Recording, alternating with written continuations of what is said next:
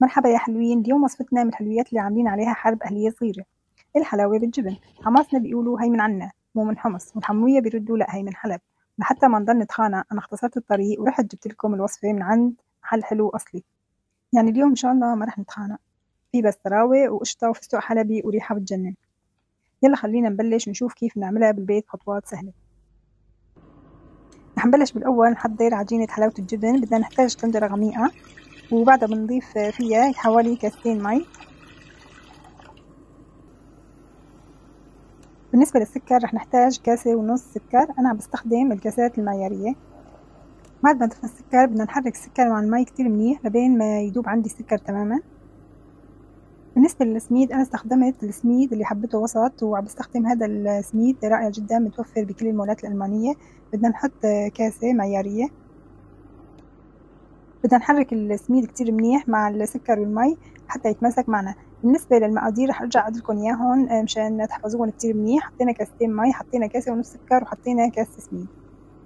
ضليت حرك السميد لحتى وصلت لهالقوام اللي انتوا عم تشوفوه قدامكم. هذا هو القوام المطلوب. وهلا بدنا نروح نبلش نحضر الجبنة. بدي اجيب مقلاية صغيرة احط فيها حوالي ربع كوب مي. واول ما تبلش تغلي عندي المي بدي اضيف لها جبنة الموتزاريلا البيضاء. بدي احط طابتين، كل طابة 125 جرام، يعني 250 جرام جبنة موتزاريلا بيضاء. بدي اضغط على الجبنة منيح عشان تدوب معي بالمي السخنة، عشان اسويها كتلة وحدة متماسكة وحتى وهي دايبة فوق السميد. مثل ما عم تشوفوا بالفيديو بلشت الجبنة تدوب معي وتتماسك وتصير كتلة وحدة. هاي هي الطريقة كمان نفسها بنستخدمها عشان نحصل على الجبنة المشللة. إن شاء الله رح ننزل لكم فيديو عن قريب كيفية صناعة الجبنة المشللة في البيت. هيك صارت الجبنة جاهزة. رح نصفيها كتير منيح من المي وبعدين بدنا نضيفها للسميد. ضفت الجبنة للسميد وبعدها ضفت لها 100 جرام جبنة تبرش. أي جبنة برش متوفرة عندكم بالبيت بيمشي حالها. أنا هون ضفت جبنة مشكلة فيها جودة وفيها عدة أنواع أجبان. بس انتوا فيكم تضيفوا أي نوع جبنة مبروشة متوفرة عندكم في البيت. بدنا نحرك الجبنة مع السميد لبين ما يتدخلوا مع بعضهم كتير منيح وتصير عنا عجينة وحدة بروح وحدة. وهي العملية بتتطلب بشوية صبر وتحريك لبين ما نحصل على النتيجة المطلوبة. بعد ما دبت عندي الجبنة وصارت كلها روح وحدة مع السميد بدنا نضيف ربع كاسة ماء زهر، والأفضل تكون نوعيته جيدة مشان يعطي حلاوة الجبن نكهة كتير طيبة، وكمان رح يعبي البيت بريحة حلاوة الجبن والماء زهر. هذا هو الشكل النهائي للحلاوة الجبن. لازم نحصل على هذا القوام اللي انتم شايفينه قدامكم. عجينة متماسكة وما في تكتلات وكتير سهلة وبتريحنا بالتشكيل. هلا بدنا نبلش نمد عجينة حلاوة الجبن. فيكم تمدوها على رخامة نظيفة أو فيكم تمدوها على صينية أو أي شيء متوفر عندكم في البيت. بدنا نجيب شوية سمنة، الأفضل تكون سمنة حيوانية ونكهتها وريحتها طيبة. وبناخد نص كمية العجينة اللي عملناها ونبلش نمدها أول شيء بإيدنا مثل ما عم تشوفوا بالفيديو. بعد ما مدينا عجينة حلاوة الجبن بإيدنا وصلنا لمرحلة إنه لازم صار نستخدم فيها الشوبك. بدنا نبلش نستخدم الشوبك ونمدها ونفردها لحتى تصير العجينة كلها بسماكة واحدة ونحصل على السماكة المطلوبة. هي السماكة اللي بدنا إياها. وشايفين كيف العجين متماسك ما بيتقطع معنا وكتير هيك عم نحسن نستخدمه ما بيعذبنا أبدا. هذا هو العجين اللي بدنا نوصل له. وعن جد شكرا للشيف اللي أعطاني هالوصفة هي لأني أكثر من روعة.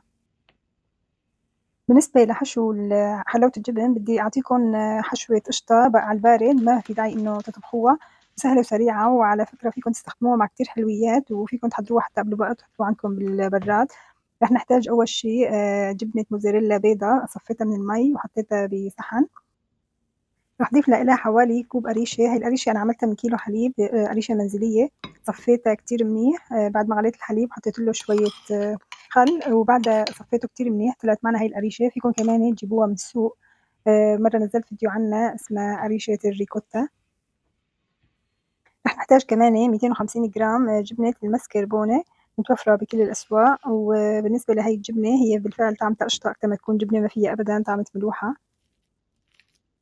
نحرك خليط الأجبان والقشطة اللي عملناه سوا وهيك صارت قشطتنا جاهزة. فيكم طبعا تضيفوا لها كمان منكهات مثل السمنة العربي أو كمان الماء زهر.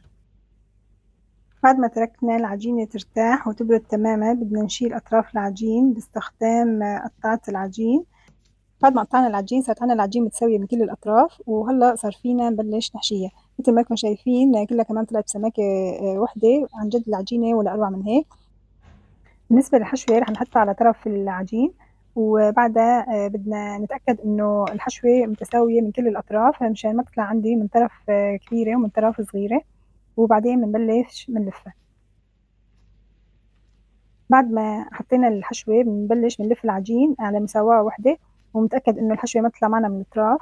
بالنسبة لهي العجين رح تطلع معنا حوالي رولين. هلا لفينا الرول أول مرة هيك شوي، بعدين بنلفها مرة تانية.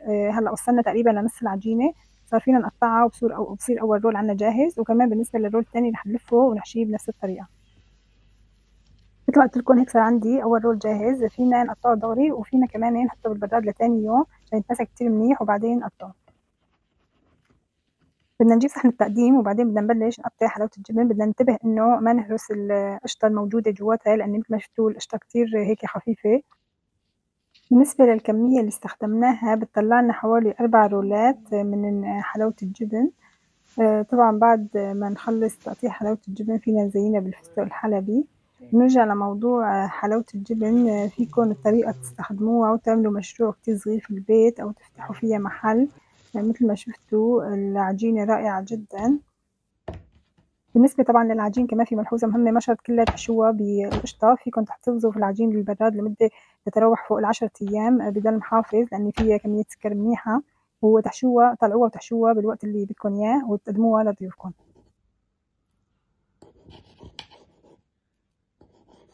بتمنى إنه تكونوا استفدتوا من فيديو اليوم ومن كل الملحوظات اللي حكيناها، وتطبقوا الوصفة وتعطوني رأيكم. ولا تنسوا طبعا تشاركوا الفيديو مع أصدقائكم وتعليق حلو مثلكم. ولا تنسوا تدعمونا بإضافة لايك وتفعيل زر الجرس. لقائنا إن شاء الله بفيديو قادم، وأشوفكم على خير، ومع السلامة.